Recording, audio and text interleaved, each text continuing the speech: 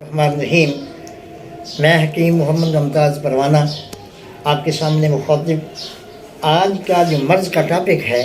وہ یہ ہے کہ جس وقت آدمی اپنی میٹنگ ڈیزائر یا ہم بستری کے اندر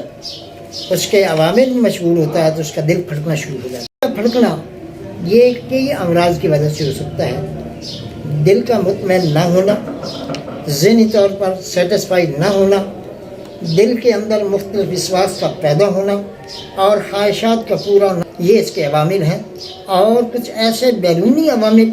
جس سے اس کے دل کے اندر ایسا خدشات پیدا ہوتے ہیں جس کی وجہ سے دل کا پھڑکنا شروع ہو جاتا ہے اور دل کا ردم ٹوٹ جاتا ہے۔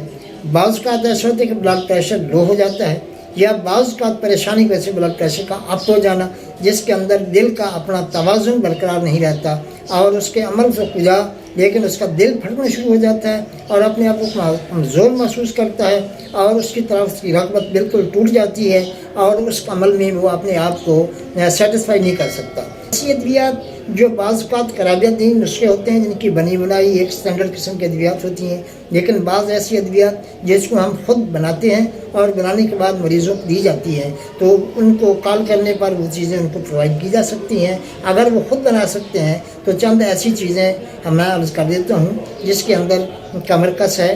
اور گاؤ زباں ہے، اور اس کے اندر جو ہے